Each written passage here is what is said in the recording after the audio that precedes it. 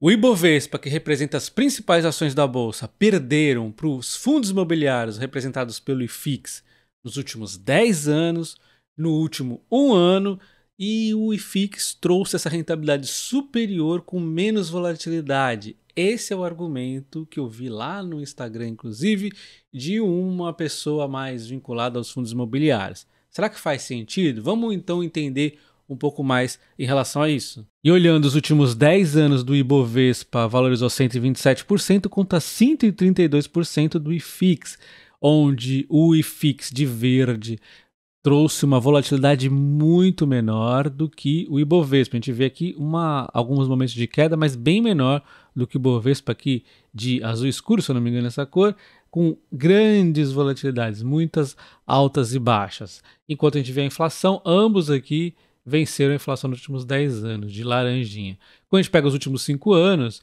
aí o Ibovespa ganha por pouco, 4%, reverteu aqui, mas ainda assim muito mais volatilidade. Uma volatilidade insana e o IFIX com menos volatilidade. Nos últimos 2 anos, aí é porrada do IFIX, 17% contra 1% apenas do Ibovespa. E nesse cenário aqui, o Ibovespa está perdendo feio aqui também da inflação. Tivemos muita volatilidade no Ibovespa. E aí já entra o primeiro ponto da tese, que volatilidade não necessariamente é pior, né? Quando você compra esses ativos voláteis nos momentos de baixa, com certeza você vai ter os melhores retornos no longo prazo. Então, quando você pegar os últimos 10 anos do seu investimento, dependendo de como você entrou, você vai ver uma rentabilidade muito maior do que essa que a gente está vendo aqui, de 127%. E aí você pode fazer muito ou pouco uso da volatilidade. Eu tenho, por exemplo, a carteira da minha filha, onde eu mostro aqui para vocês os aportes mensais e é sempre o mesmo valor, todos os meses, esteja a bolsa na alta ou na baixa, para mostrar que isso também dá certo. Ali eu tento comprar os ativos que deram um desconto, então a gente usa um pouco a volatilidade, mas menos, porque a gente aporta sempre a mesma quantidade.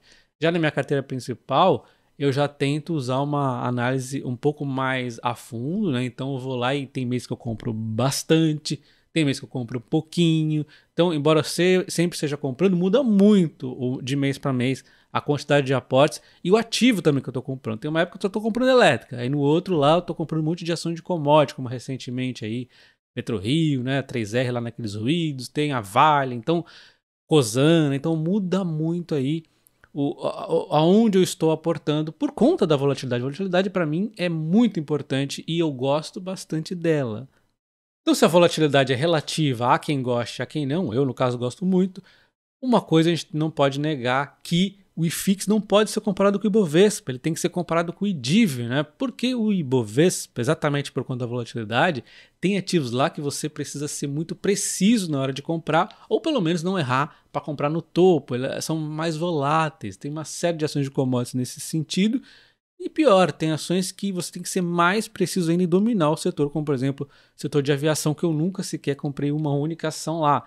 E aí você tem que ser assertivo na compra. Tem outros setores que eu até já conheço um pouco mais, como varejo, mas eu nunca também fui lá ficar comprando ações de varejo. Também você tem que ser assertivo e não é uma ação muito legal para levar para o buy and hold, como o próprio Barsi diz, né? Então não é justo esse tipo de comparação. Quer comparar o IFIX? Compare com o IDIV.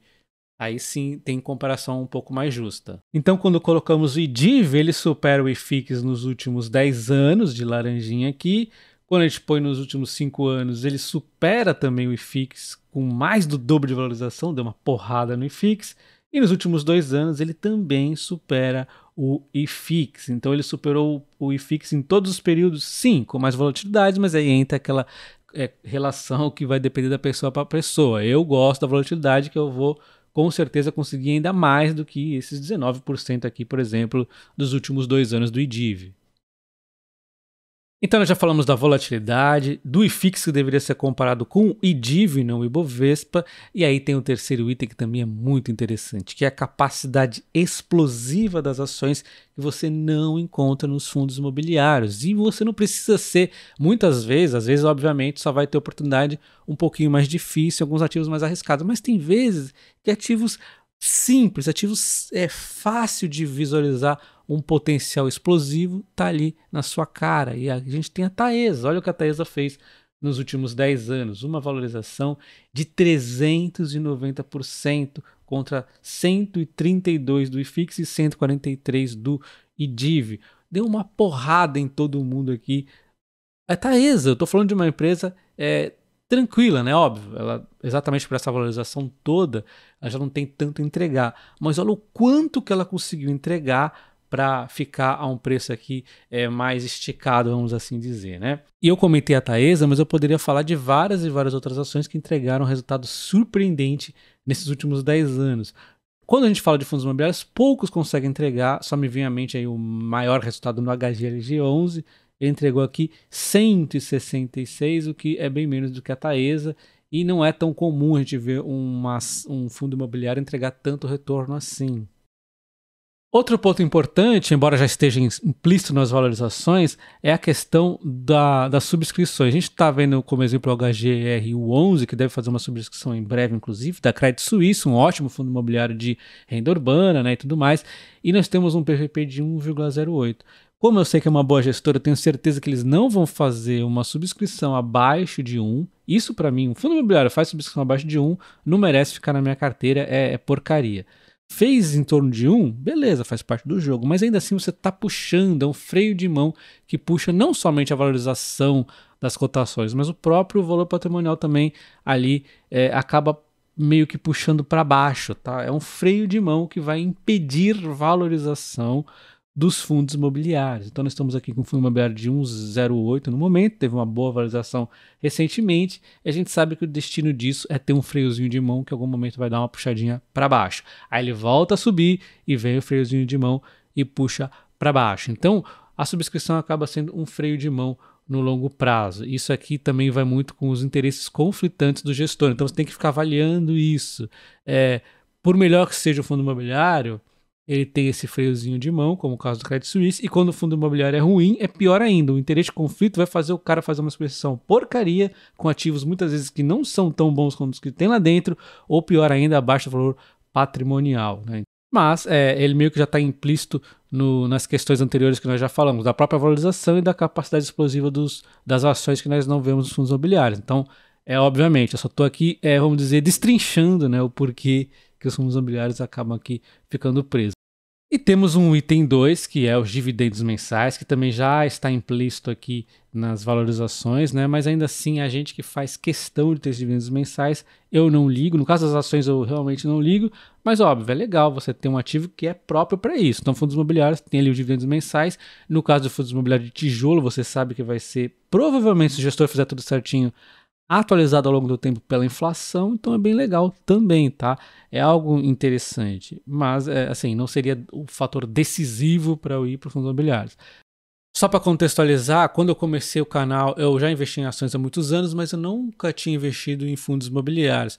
Comecei a minha carteira na época e eu tinha um pé atrás, achei que não gostaria. No final das contas, eu gostei do tipo de investimento. É legal para quem quer aquele dividendo mensal realmente. Então, isso aqui eu posso em algum momento passar para minha filha. Vou ver como é que eu vou fazer lá na frente. Fui pegando alguns pontos que eu não dava tanta importância como eu dou agora, como, por exemplo, gestor. Já vi que é muito importante isso.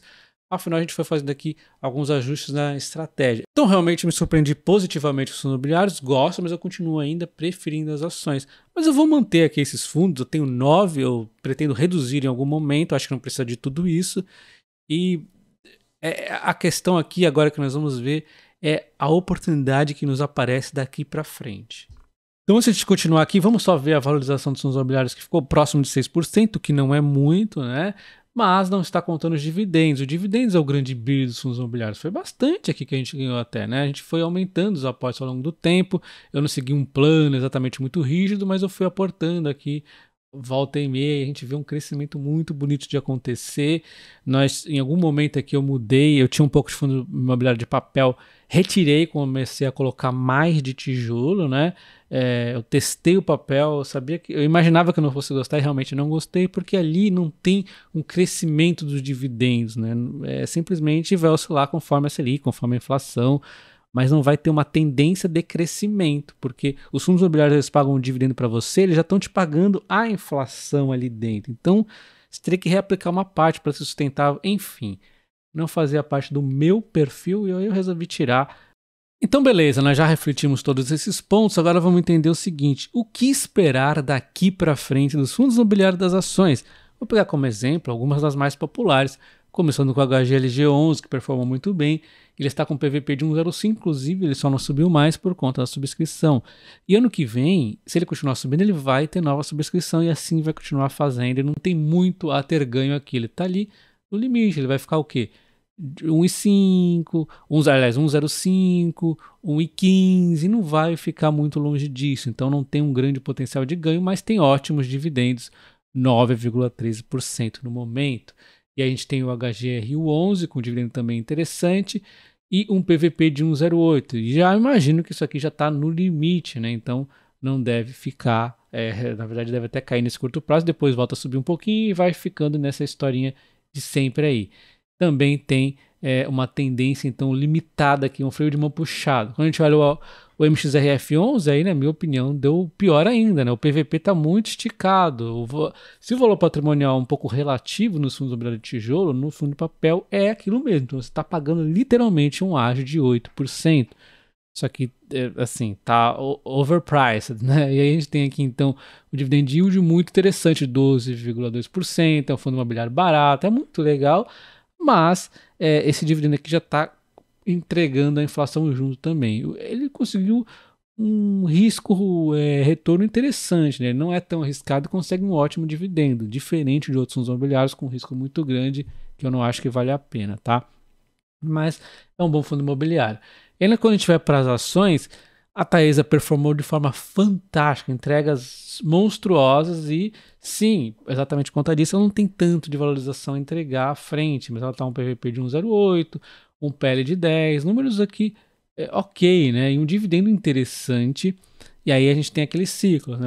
O ciclo um pouquinho tumultuadinho agora, daqui a pouco vai lá para frente, volta a pagar dividendos daquela explosão novamente. Então assim, agora a gente vai ter um ciclo um pouco paradinho da Taesa, mas daqui a pouco ela explode. Daqui a pouco não, né? Daqui a um tempo ela vai explodir, mas tem que pensar lá na frente na Taesa, né? Eu, por exemplo, tô dando preferência nesse momento à Transmissão Paulista, que eu acho que esse ciclo de alta pode aí estar mais para a Transmissão Paulista mais cedo do que para a Taesa, né? E nós temos o Banco do Brasil, já deu uma ótima valorização recentemente, e olha só o PVP dele, né? 0,84, né? Tá barato ainda. Tem um risco político? Tem, mas puxa, será que tem tanto assim, né? Se até com a Dilma ele sobreviveu, olha só o PL, 4,27, tá barato, né? E 9,50 de yield, que é um ótimo dividendo. A gente pode ir inúmeras ações nesse cenário aqui, né? E só para modificar um pouco e para mostrar como as ações têm mais oportunidades assim, um pouco mais fora do radar, eu vou pegar o Banco ABC, né? Olha só.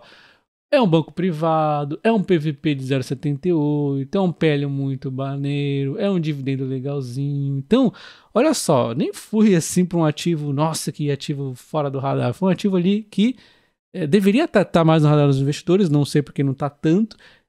Só por ser uma small já tem um PVP mais interessante, um PL maneiro, é uma empresa privada. Então, assim, com um pouquinho de procura, as ações oferecem também oportunidades das mais diversas possíveis, né? Não vou nem ficar falando aqui ações de valorização, que aí a gente vai falar de PetroRio, de 3R, de uma série de empresas que também entregam ótimos resultados sem necessariamente estar nesse momento pagando ótimos dividendos.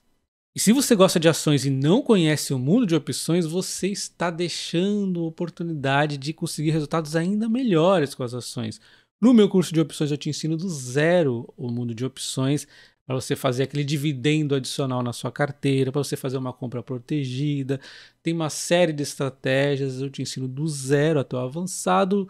O curso é vitalício, então você aprende conforme você vai querendo ali. É um ganho, um aprendizado que vai te acompanhar o resto da vida. Link na descrição do vídeo e nos comentários fixados. Bom, então essa comparação entre fundos imobiliários e ações eu acho que é o mais neutro possível que um ser humano pode fazer, né? Impossível ser mais neutro que isso. Aí deixa nos comentários se você concorda com a minha visão, se você tem algum item, um ponto adicional, né? Ah, faltou você falar isso ou aquilo outro. Deixa nos comentários. Um abraço, até o próximo. Valeu!